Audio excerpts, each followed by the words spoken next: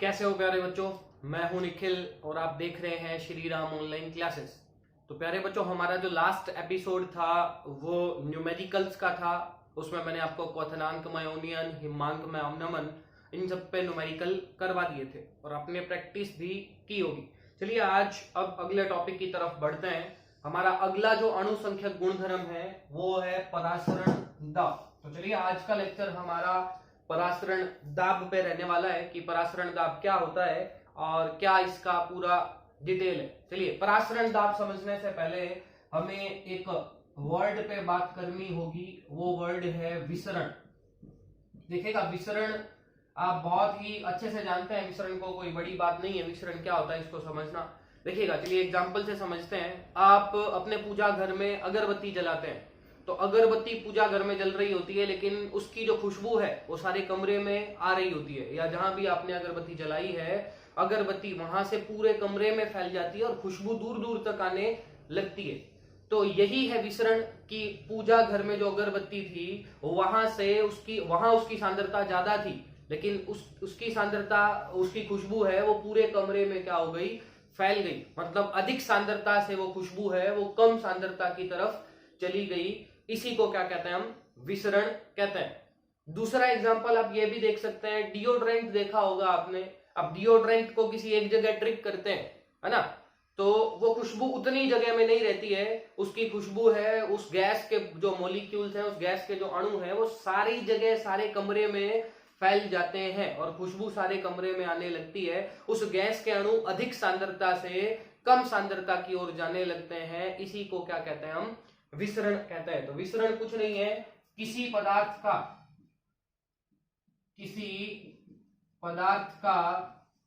अपनी अधिक सांद्रता से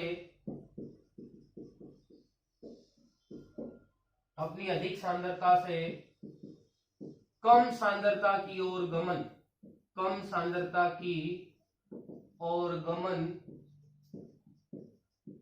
इसी को ही क्या कहते हैं हम, विसरण कहते हैं। तो विसरण कोई लंबी चौड़ी कहानी नहीं है। विसरण में कुछ नहीं है, बस पदार्थ अपनी अधिक सांद्रता से कहां जाएगा, कम सांद्रता की ओर जाएगा। जैसे टेक्निकली समझे हम इसको, टेक्निकली विसरण का क्या सीन रहता है। देखिएगा, मैं एक पात्र बना रहा हूं, मेरे पास एक पात्र है और इस पात्र में मैंने यहां बीच में एक झिल्ली लगाई है। एक साधारण झिल्ली है जो सभी प्रकार के पदार्थों को अपने में से गुजरने देती है। झिल्ली है साधारण झिल्ली और सभी पदार्थों को अपने में से गुजरने देती है। इसको इधर वाले जो झिल्ली के इधर है उसको चैम्बर नंबर 1 नाम दे देते हैं और उधर वाले चैम्बर को चैम्बर नंबर 2 नाम दे देते हैं। इधर मैं एक द्रव भर लेता हूं, मान लेते हैं मैंने इधर विलायक भर लिया है, इधर शुद्ध विलायक भर लिया है, और जो दूसरा झिल्ली के दूसरी तरफ जो चैम्बर नंबर 2 है इसमें मैंने विलयन भर लिया है। ठीक है जी। विलयन में आप जानते हैं विलय के कण दिखेंगे, तो ये मैं रेड मार्कर से विलय के कण भी आपको बना के दिखा देता हूं। चलिए अब हम देखते हैं, मैं अगर चैम्बर नंबर 1 की बात करूं, जो कक्ष 1 है उसकी बात करें तो उसमें आप क्या कहेंगे, जो विलायक है उसकी जो सांद्रता है वो अधिकतम है जी, है ना। सारा का सारा विलायक ये। विलय के बारे में बात कहूं, विलय की अगर हम सांद्रता की बात करें तो क्या विलय है क्या यहाँ, नहीं है जी, बिल्कुल है ही नहीं, विलय है ही नहीं। तो विलय की सांद्रता है ही नहीं, या आप कह सकते हैं विलय की सांद्रता है वो क्या है, न्यूनतम है। अगर मैं इस चैम्बर से सेकंड नंबर चैम्बर को कंपेयर करूं, कक्षक जो, या कक्ष कह सकते हैं, कक्ष जो 2 है, चैम्बर जो 2 है उसको चैम्बर नंबर 1 से कंपेयर करें तो चैम्बर नंबर 1 में जो विलायक की सांद्रता है, क्या उतनी ही सांद्रता चैम्बर नंबर 2 में होगी, नहीं होगी जी। यहाँ विलय भी उपस्थित है ना, तो क्या जितनी सांद्रता यहाँ विलायक की है उतनी ही सांद्रता चैम्बर नंबर 2 में होगी, नहीं होगी। चैम्बर नंबर 1 से कंपेयर करें तो 1 में विलायक की सांद्रता ज्यादा है, 2 में विलायक की सांद्रता क्या है, कम है।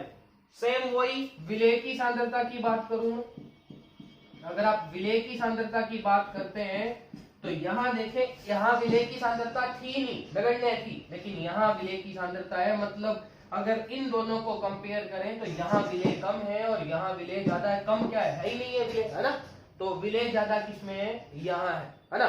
तो अब मैं कंपैरिजन करूं तो विलायक कहाँ ज्यादा है, यहाँ, और कम कहाँ है, यहाँ। तो हम विसरण की परिभाषा देख चुके हैं। कोई भी पदार्थ अपनी अधिक सांद्रता से कहाँ जाता है, कम सांद्रता की तरफ जाता है। मतलब जो विलायक है, ये मैं तीर लगा रहा हूं, ये तीर विलायक के गमन को बता रहा है। ये वाला जो तीर है वो किसके गमन को बता रहा है, विलायक के गमन को बता रहा है। और विलायक कहाँ जा रहा है, कक्ष 1 से कक्ष 2 में जा रहा है। यस और नो, दिख रहा होगा आपको क्लियर कट। विलायक है, उसका जो मूवमेंट है, उसका जो गमन है वो 1 से 2 है, क्योंकि 1 नंबर चेंबर में विलायक की सांद्रता ज्यादा थी और 2 नंबर चेंबर में विलायक की सांद्रता है वो क्या है, कम है। विलेय की बात कर ले, विलेय यहाँ ज्यादा है और यहाँ है ही नहीं। मतलब विलेय के कण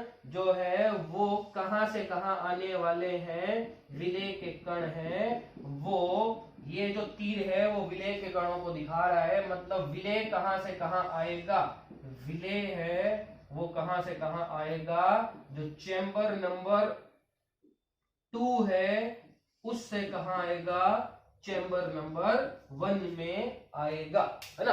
ये दोनों देख रहे हैं, क्योंकि विलेय की सांद्रता यहाँ ज्यादा है और हम कहते हैं कि जो अधिक सांद्रता से कोई भी पदार्थ है वो कहां आएगा, कम सांद्रता की तरफ आएगा। एक बात यहां ध्यान रखना भैया, ये जो झिल्ली दिख रही है ये एक साधारण मेम्ब्रेन है, साधारण झिल्ली है, कोई विशिष्ट झिल्ली नहीं है। ठीक है जी, साधारण झिल्ली है ये, कोई विशेष झिल्ली नहीं है। ये हर किसी पदार्थ को अपने में से जाने देती है। तो ये थी विसरण की बात। तो यहां से मुझे क्या क्या बातें देखने को मिली, जरा देखिएगा विसरण के बारे में क्या क्या बातें देखने को मिली। मैं विसरण की परिभाषा मिटा देता हूं। विसरण की परिभाषा मिटाकर अब हम देखते हैं कि विसरण की मुख्य बातें इस डायग्राम से मुझे क्या समझ में आ रही है। पहली बात जो मुझे समझ में आ रही है कि विसरण है वो अधिक सांद्रता से कहां की ओर होता है, कम सांद्रता की ओर होता है। पहला पॉइंट तो ये देखने को मुझे मिल रहा है कि विसरण है वो अधिक सांद्रता से कम सांद्रता की ओर होता है। दूसरा पॉइंट है विसरण में साधारण झिल्ली है, कोई भी विशिष्ट झिल्ली हमने इस्तेमाल नहीं की है।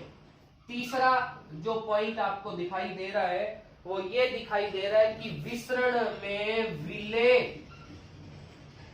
और विलायक दोनों का विसरण होता है। विलेय और विलायक दोनों भाग लेते हैं। ऐसा नहीं है कि कोई एक भाग लेगा। अगर सांद्रता में अंतर है दोनों की तो विलेय भी विसरित हो सकता है और विलायक भी विसरित हो सकता है। और चौथी बात यह है कि विसरण केवल एक दिशात्मक नहीं है, ये द्विदिशात्मक है, बाई डायरेक्शनल है। ये क्या है, द्विदिशात्मक है, दोनों दिशाओं में हो सकता है विसरण, बाई डायरेक्शनल है। इधर से इधर भी हो रहा है और इधर से इधर भी हो सकता है। तो विसरण के बारे में मुझे ये बातें सीखने को मिल गई। बाकी ज्यादा लंबी चौड़ी कहानी नहीं है, हमारे विसरण कोई काम नहीं आएगा। सिर्फ हमें तो एक बात ध्यान रखनी कि विसरण होता क्या है, किसी भी पदार्थ का अपनी अधिक सांद्रता से कम सांद्रता की ओर चले जाना। एक बात ये ध्यान रखिएगा, झिल्ली है वो हो भी सकती है उपस्थित और नहीं भी हो सकती, दोनों ही बातें देखिएगा। नहीं कैसे हो सकती, देखिएगा मेरे पास एक पात्र है, इस पात्र में मेरे पास पानी है, इस पात्र में मेरे पास पानी है और आप इस पात्र में एक नील की बूंद गिरा दीजिए, नील की बूंद गिरा दीजिए। कुछ देर बाद आप देखेंगे ये पानी से नील की बूंद है वो चारों तरफ फैल जाएगी और नीला पानी हो जाएगा। तो नील की बूंद अपनी अधिक सांद्रता से कम सांद्रता की ओर विसरित हो गई, है ना।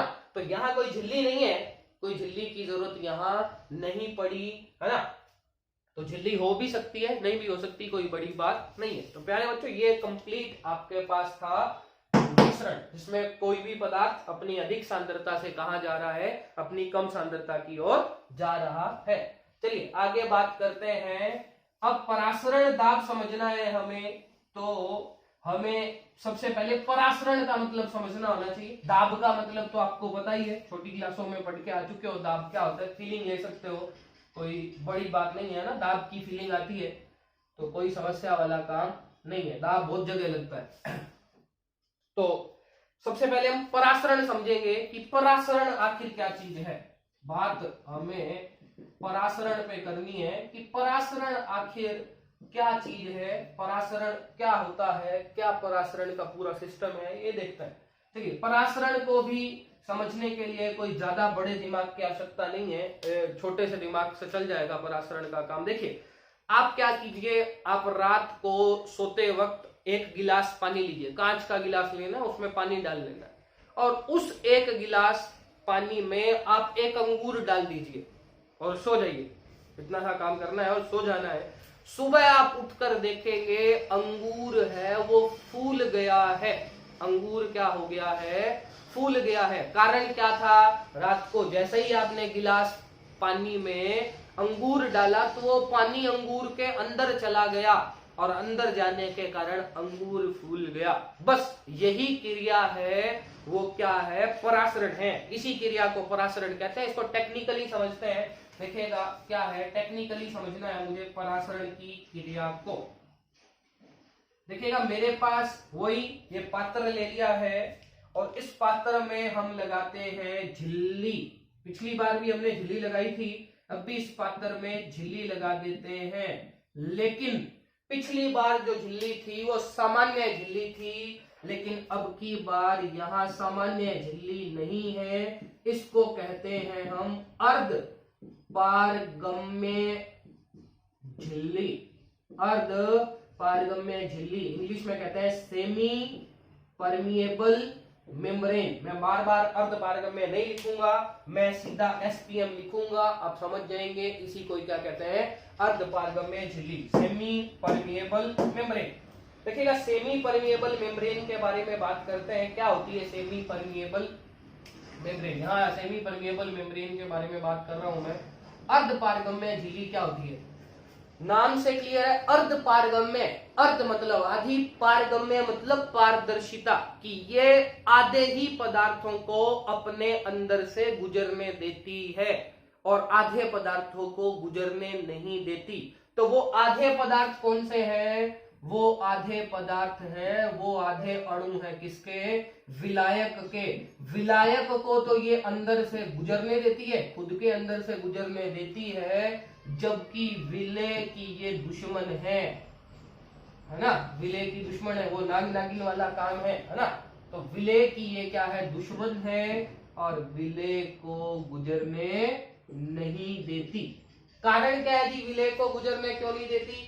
देखिएगा यहाँ अर्ध पारगम्य झिल्ली में ऐसे बिल्कुल बारीक बारीक छेद हैं और बिल्कुल बारीक छेद हैं। विलय के कण हैं वो अक्सर बड़े होते हैं और विलायक के कण अक्सर छोटे होते हैं। तो विलायक तो आसानी से गुजर जाता है, जबकि विलय है वो आसानी से नहीं गुजर पाता। घर पे मम्मी चाय छानती है, सेम वही है, चाय की छलनी है, वो भी हम कह सकते हैं अर्ध पारगम्य है। और लिक्विड जितना है उसको तो जाने देती है, लेकिन चाय पत्ती है वो कहाँ रह जाती है, उस चाय छलनी के अंदर ही रह जाती है। तो अगर आप चाय पत्ती को विलय मानो और लिक्विड पूरे को विलायक मानो, तो विलायक उस छलनी में से गुजर गया है और जो विलय है वो छलनी में से नहीं गुजरा है। तो अर्ध पारगम्य का मतलब आपको समझ में आ गया होगा। बस ये एक बात ध्यान रखनी है कि जहां भी अर्ध पारगम्य झिल्ली होगी वहां इधर से उधर कौन जाएगा, विलायक जाएगा।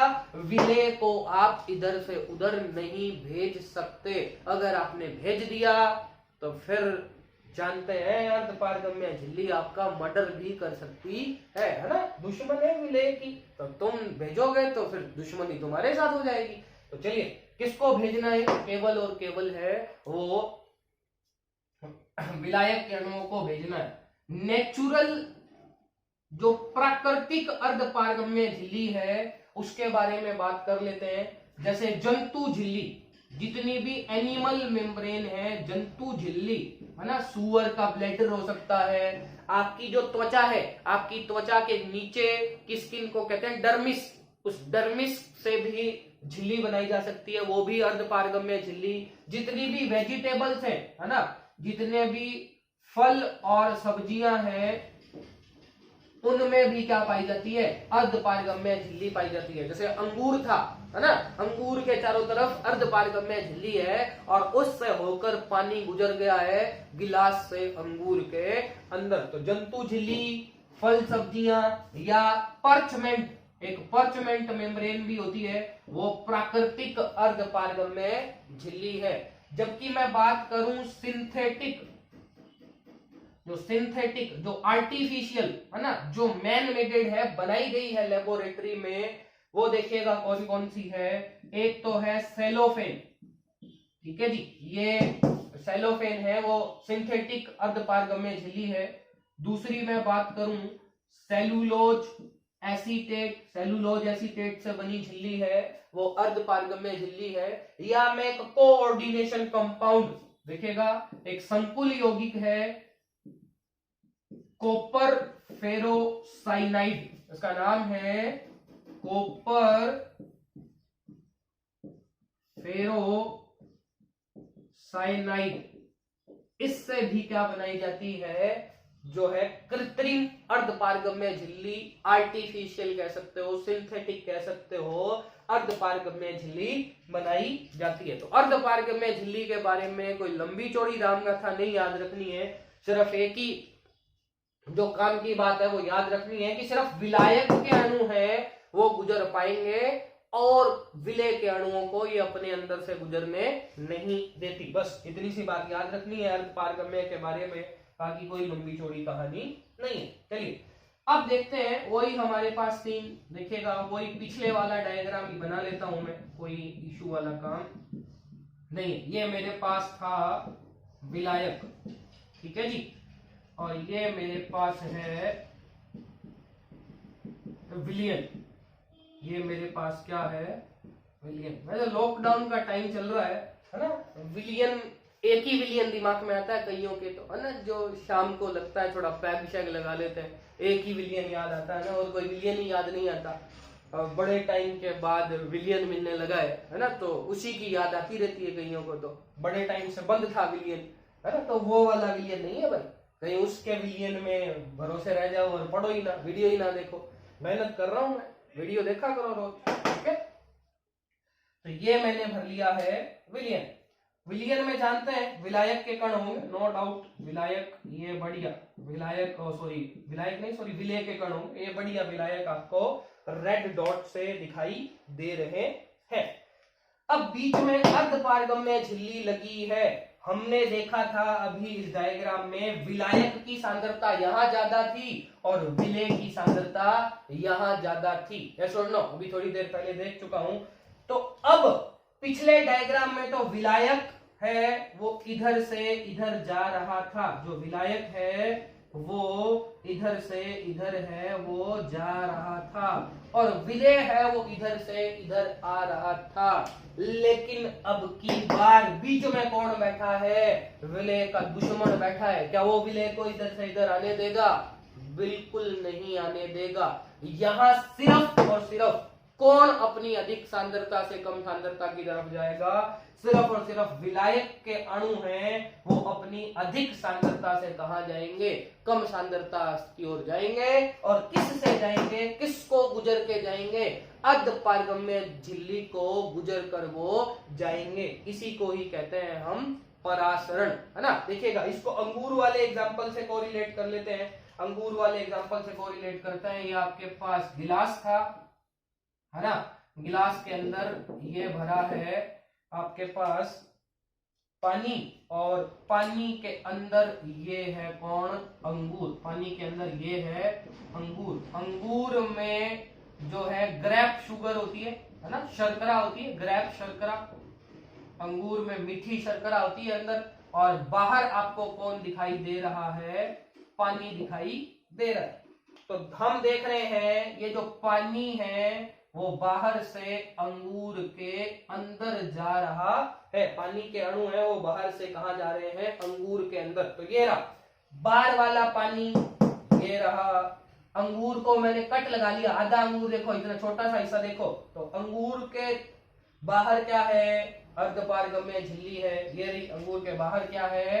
अर्धपारगम्य झिल्ली है। ये रही अर्धपारगम्य झिल्ली। और अंगूर के अंदर क्या है? ये रहा शर्करा का विलयन है। शर्करा का विलयन है अंगूर के अंदर। शर्करा का विलयन है अंगूर के अंदर। तो यही डायग्राम है।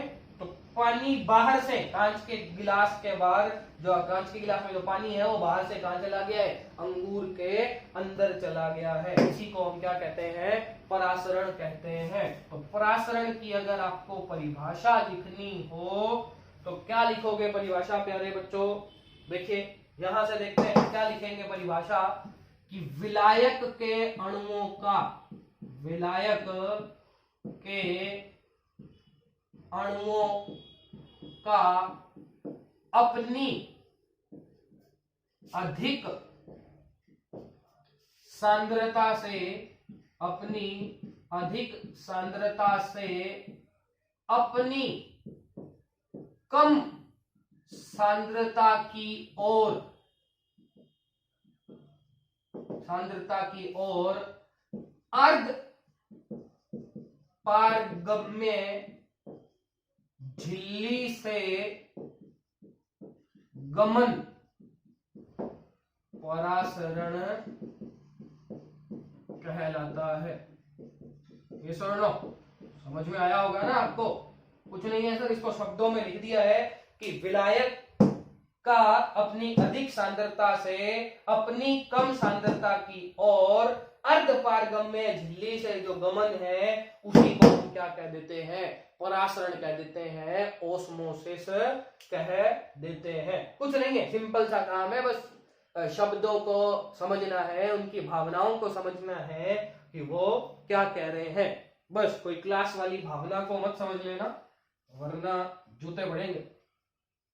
ठीक है, चलिए आगे चलते हैं। एक डायग्राम मैं और बनाता हूं और फिर देखते हैं कि क्या उसको भी परासरण कहते हैं। थोड़ा सा ट्विस्ट पैदा करते हैं, थोड़ा सा ट्विस्ट पैदा करेंगे, ज्यादा ट्विस्ट पैदा नहीं करेंगे। एक डायग्राम मैं और बना रहा हूं और थोड़ा सा ट्विस्ट करेंगे, थोड़ा सा देखिएगा। एक डायग्राम मैं और बना लेता हूं।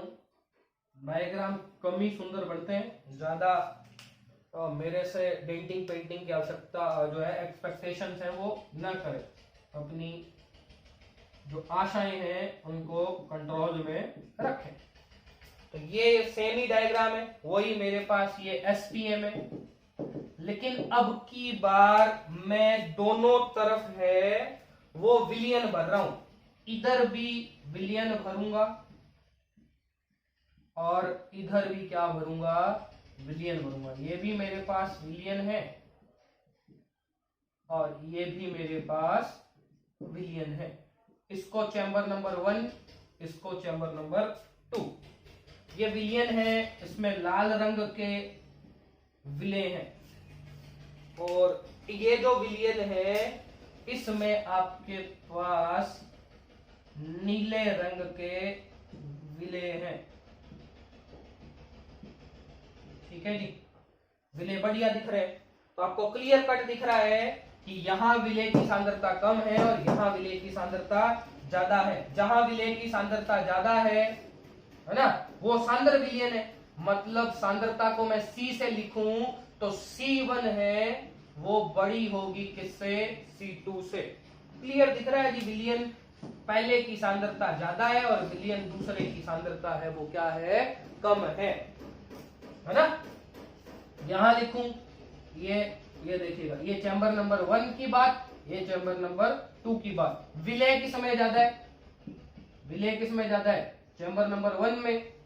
और विलय किस में कम है? चैम्बर नंबर 2 में। दिख रहा है ना बढ़िया? तो विलायक, ऑब्वियस सी बात है, विलय ज्यादा है तो विलायक क्या होगा? कम होगा। और विलय कम है मतलब विलायक है वो क्या होने वाला है? ज्यादा होने वाला है ना। विलायक ज्यादा का मतलब है तनु, है ना। जैसे मान लीजिए 1 लीटर पानी लिया, 1 लीटर पानी में 100 ग्राम चीनी डाली तो 100 मिलियन तनु होगा, है ना, सांद्र नहीं होगा ज्यादा। और जबकि 1 लीटर पानी में 1 किलो चीनी मिला दी तो वो गाढ़ा विलयन होगा, सांद्र विलयन होगा। तो 1 किलो वाली में पानी ज्यादा नजर आएगा या 100 ग्राम वाली में? तो वही वाली कंडीशन है, ठीक है जी। तो विलायक है वो पहले में कम है और दूसरे में विलायक है वो ज्यादा है। और हमें पता है कि विलायक कहां से कहा जाता है? अपनी अधिक सांद्रता से अपनी कम सांद्रता की ओर। मतलब विलायक कहां आने वाला है? 2 नंबर से 1 नंबर में आएगा। यस और नो? पानी है उसका गमन कहां होगा? 2 नंबर से 1 नंबर। ये रहा, अपनी अधिक सांद्रता से अपनी कम सांद्रता की ओर गमन करेगा, है ना। अपनी अधिक सांद्रता, विलायक कहां जाता था? 2 नंबर में। और कम कहां था? 1 नंबर में। तो पानी कहां से कहां चल देगा? कहां से कहां रवाना हो देगा? 2 नंबर से 1 नंबर की ओर। लेकिन लेकिन लेकिन लेकिन मेरे मन में एक बात आनी चाहिए कि 2 नंबर की सांद्रता क्या है? कम है। और 1 नंबर की सांद्रता क्या है? ज्यादा है। तो मैं विलयन के सापेक्ष अगर परासरण दाब लिखूं, मैं अगर विलयन के सापेक्ष, विलयन की जो सांद्रता है उसके सापेक्ष अगर परासरण दाब की परिभाषा लिखूं तो क्या परिभाषा हो जाएगी? देखिएगा, परिभाषा क्या हो जाएगी? विलायक के अणुओं का कम सांद्रता वाले विलयन से अधिक सांद्रता वाले विलयन की तरफ अर्ध पारगम्य झिल्ली द्वारा गमन, इसी को भी क्या कह देंगे? परासरण कह देंगे। देखिए यहां गमन कहां है? कम सांद्रता से अधिक सांद्रता की ओर है, जबकि यहां गमन कहां है? अधिक सांद्रता से कम सांद्रता की ओर गमन है। तो प्यारे बच्चों क्या सीखने को मिला? ये सीखने को मिला कि जब हम विलायक की खुद की बात करेंगे, या आप छोड़ो, खुद की छोड़ो, एक ही बात गांठ बांध लो कि विलायक अपनी अधिक सांद्रता से कहां जाएगा? कम सांद्रता की ओर जाएगा। बस विलयन की बात करते हैं तो विलयन में क्या होता है? जहां जो विलयन है जिसकी सांद्रता कम होती है, उस कम सांद्रता वाले विलयन में क्या होता है? विलायक ज्यादा होता है। इसीलिए ये परिभाषा में शब्दावली थोड़ी सी क्या हो जाती है? बदल जाती है। यहाँ अधिक से कम था, जबकि यहाँ कम से क्या हो गया है? अधिक हो गया है। तो भाई बोंदड़ नहीं जाना है या कंफ्यूज नहीं हो जाना है कि कम अधिक अधिक कम, कुछ नहीं है। एक ही बात पता होना चाहिए कि जो विलायक है वो अपनी अधिक सांद्रता से कहा जाता है? अपनी कम सांद्रता की ओर जाता है। तो यही है प्यारे बच्चों आपके पास क्या? परासरण। समझ में आ गया होगा आपके पास कि परासरण क्या होता है। चलिए अब बात करेंगे हम परासरण दाब की। अब आ जाता है हमारा मेन मुद्दा, परासरण दाब, जिसके लिए हम बेसब्री से इंतजार कर रहे थे ना। जैसे शादी में जाते हो तो स्टेज पे दूल्हा दुल्हन के लिए इंतजार करता है ना, कई देर बाद आती है, पार्लर में तैयार चूर होती है, मैंने भी किया था, है ना। और वो इंतजार आज तक भारी पड़ रहा है। तो वैसे ही तुम इंतजार कर रहे हो परासरण दाब का, इंतजार कर रहे हो, ज्यादा इंतजार किया तो भारी पड़ेगा, इसलिए अब समझ ही लेते हैं। तो परासरण दाब की बात हम करते हैं। देखिएगा परासरण दाब क्या है। चलिए इसको भी पहले तो देसी भाषा में समझते हैं परासरण दाब क्या होता है, और फिर हम समझेंगे केमिस्ट्री की भाषा में। ये मेरे पास एक स्टैंड है बढ़िया, ठीक है, इसमें एक ऐसा कांच का अपरेटस लगा रहा हूं मैं। ये स्टैंड है मेरे पास और इसमें मैं एक कांच की इस तरह की नली फिट कर रहा हूं स्टैंड में। ये कांच की नली फिट कर, ओके। इस कांच की नली में यहाँ नीचे है वो अर्ध पारगम्य झिल्ली लगा दी मैंने, ठीक है। ये कांच की नली नीचे से खुली थी और इस कांच की नली पर मैंने यहाँ अर्ध पारगम्य झिल्ली लगा दी है। और ये पूरा जो सिस्टम है वो यहाँ स्टैंड पर एक पात्र पड़ा है और ये पूरा सिस्टम इस पात्र के अंदर है और इस पात्र के अंदर भरा है पानी, ठीक है जी। इस पात्र के अंदर भरा है मेरे पास क्या, पानी। और जो ये अर्धपारगम्य झिल्ली वाला कांच की नली है, इस कांच की नली के अंदर मेरे पास है शर्करा विलयन। ये एक्सपेरिमेंट बायो वाले करते भी हैं, करेंगे भी आप अपने प्रैक्टिकल में। तो आप वही अंगूर वाला सा सीन है, आप देखोगे पानी है वो इस अर्धपारगम्य झिल्ली से होता हुआ इस शर्करा विलयन में अंदर की तरफ जाएगा, जाना स्टार्ट हो जाएगा। और धीरे धीरे इस शर्करा जो विलयन है वो इस कांच की नली में ऊपर की तरफ चढ़ने लगेगा। इस विलयन का लेवल है वो बढ़ता चला जाएगा। अब तुम ये देख रहे हो, अपनी आंखों से देख रहे हो घूर घूर के, और तुम्हारे मिचमिची उठी, तुम्हारे अंदर दिल में चाहत पैदा हुई कि ये पानी अंदर जा रहा है, मुझे इसको अंदर नहीं जाने देना, है ना। ये पानी अंदर जा रहा है, मुझे इसको अंदर नहीं जाने देना। तुम्हारे मिचमिची उठी, ये पानी अंदर नहीं जाना चाहिए। तो मेरे पास आए कि सर ये पानी अंदर जा रहा है, मुझे कोई इलाज बताओ, मैं इसको अंदर नहीं जाने देता। तो मैंने कहा बेटा कुछ नहीं है, सिंपल सा इलाज है, यहां से क्या कर ले, फूंक मार ले। अरे इस कांच की नली को मुंह में ले और यहां से फूंक मार। लेकिन फूंक कितनी मारनी है ना। चलिए पहले एक बात देखिएगा, ये सारा का सारा एक्सपेरिमेंट कहां कर रहे हैं हम, वायुमंडल दाब में कर रहे हैं ना। और तुम जो फूंक लगाओगे वो फूंक क्या होगी, अतिरिक्त बाह्य दाब, अतिरिक्त बाह्य दाब, एक्सटर्नल प्रेशर तुम लगाओगे। लेकिन फूंक कितनी मारनी है, जितने प्रेशर से ये पानी ऊपर चढ़ रहा है ना। ज्यादा जोर लगा दिया, ज्यादा फूंक मार दी तो दो संभावनाएं हैं। क्या, पहली तो सही संभावना सुन लो कि ज्यादा फूंक मारोगे तो ये झिल्ली फट आ जाएगी, है ना, रायता फैल जाएगा सारा। और ज्यादा जोर ये भी हो सकता है, ज्यादा जोर लगा दिया तो अड़ोसी पड़ोसी को भी पता चल सकता है ना, जोर कहीं से भी निकल आता है, समझदार हो आप, है ना। तो ज्यादा जोर नहीं लगाना, अड़ोसियों पड़ोसियों को पता लग गया तो बेइज्जती हो जाएगी, है ना।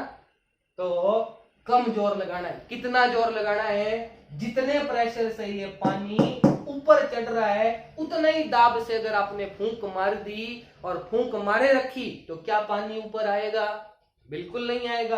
दाब बराबर हो जाएगा, आपकी फूंक इसको ऊपर ही नहीं आने देगी। और यही जो आपकी फूंक है, समझदार हो गए हो आप, यही फूंक क्या है, परासरण दाब है। इसी फूंक को क्या कहते हैं हम, परासरण दाब कहते हैं, है ना। फूंक फूंक में ही परासरण दाब समझ गए, वेरी गुड। चलिए अब इसको टेक्निकली समझ लेते हैं कि फूंक फांक को छोड़ो, ज्यादा फूंके नहीं चाहिए, है ना। टेक्निकली समझते हैं कि वास्तव में परासरण दाब टेक्निकली क्या है। देखिएगा, ये मेरे पास एक चेंबर है, यहाँ एक कांच की पतली नली है और वही इस चेंबर के बीचों बीच हम लगा देंगे, चेंबर के बीचों बीच लगा देंगे हम अर्धपारगम्य झिल्ली। और यहाँ ये पूरा पूरा भरा हुआ है, ये पूरा चैम्बर है, ये नली तक भरा हुआ है, यहाँ भरा हुआ है विलायक। और ये थोड़ा चैम्बर बड़ा कर लेते हैं, बढ़िया, फिर मजा आएगा। ये बड़ा चैम्बर है और इस बड़े चैम्बर में यहाँ एक पिस्टन लगा है, घर्षण रहित पिस्टन। घर्षण रहित का मतलब है ये पिस्टन है वो फ्रिक्शन लेस है, अगर इस पे थोड़ा सा भी दाब लगेगा तो ये पिस्टन ऊपर की तरफ खिसक जाएगा। ठीक है जी, ये इस पे लगा है बढ़िया पिस्टन। ठीक है, और यहाँ भरा है, मान लेते हैं आधा भरा है, आधे से थोड़ा सा ज्यादा भरा है, और यहाँ भरा है कौन? विलियन। तो आप जानते हो, क्या जानते हो, है ना, वही जानते हो जो जानते हो। विलायक है वो अपनी अधिक सांद्रता से कहां जाएगा? कम सांद्रता की ओर जाएगा, मतलब परासरण चालू हो जाएगा। जैसे ही आपने सिस्टम लगाया, परासरण की क्रिया चालू हो जाएगी।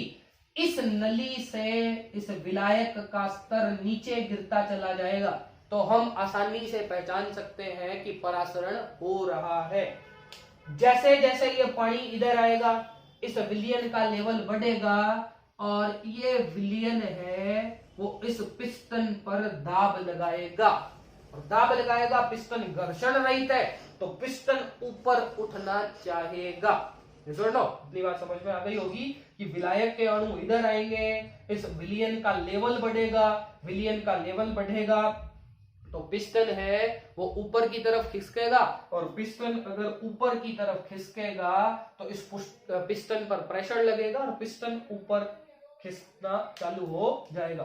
तो अब तुम्हारे वही मिचमिची उठी है ना, वही सेम मिचमिची कि पानी सर इधर से इधर नहीं आना चाहिए। आए मेरे पास, इधर बताओ क्या करें?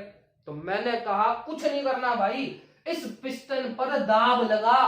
कितना दाब? जितने दाब से ये पानी इधर आ रहा है। तो वही काम है। ये सारा सिस्टम कहाँ है? वायुमंडल दाब पर है, और आप क्या लगाओगे? इस पर अतिरिक्त बाह्य दाब, है ना, एक्सटर्नल मैकेनिकल प्रेशर। अतिरिक्त बाह्य दाब लगाओगे, जिससे क्या होगा? ये पानी इधर से आना बंद हो जाएगा, मतलब परासरण की क्रिया क्या है? रुक जाएगी, है ना। तो कुछ नहीं है भाई, यही परासरण है। देखो समझो कि वायुमंडलीय दाब के अतिरिक्त लगाया गया वह बाह्य दाब, और कौन सी साइड में लगेगा? विलियन। विलियन की साइड में, विलियन चैम्बर के साइड में, विलियन की दिशा में वायुमंडलीय दाब के अतिरिक्त लगाया गया बाह्य दाब जो परासरण को रोक दे, उसी दाब को क्या कहते हैं? परासरण। तो ये परिभाषा हो गई कि विलियन की तरफ कौन सी साइड लग रहा है ये अतिरिक्त दाब? विलियन की तरफ। विलियन की तरफ वायुमंडल दाब के अतिरिक्त, वायुमंडल दाब के अतिरिक्त लगाया गया वह बाह्य दाब जो परासरण की क्रिया को रोक दे, उसे क्या कहते हैं हम? परासरण दाब कहते हैं। ठीक है, तो प्यारे बच्चों, परासरण दाब की परिभाषा में कोई भी बड़ा इशू नहीं है। बस कुछ नहीं करना, जो हम ये बाह्य दाब लगा रहे हैं, किसके अलावा? वायुमंडल दाब के अलावा इस पिस्टन पे जो परासरण को रोक दे रहा है, तो इस बाह्य दाब को क्या कह रहे हैं हम? परासरण दाब कह रहे हैं। और ये परासरण दाब है वो दिखाया जाता है, उसको एक्सप्रेस किया जाता है किससे? पाई से। पाई हम किसको कहते हैं? परासरण दाब को। तो ये बात थी आपकी परासरण दाब की। अगला जो एपिसोड रहेगा वो परासरण दाब के मैथमेटिकल डेरिवेशन पे और न्यूमेरिकल पे रहेगा। तो चलिए लगातार वीडियो देखते रहिए, घर रहिए, सुरक्षित रहिए। धन्यवाद।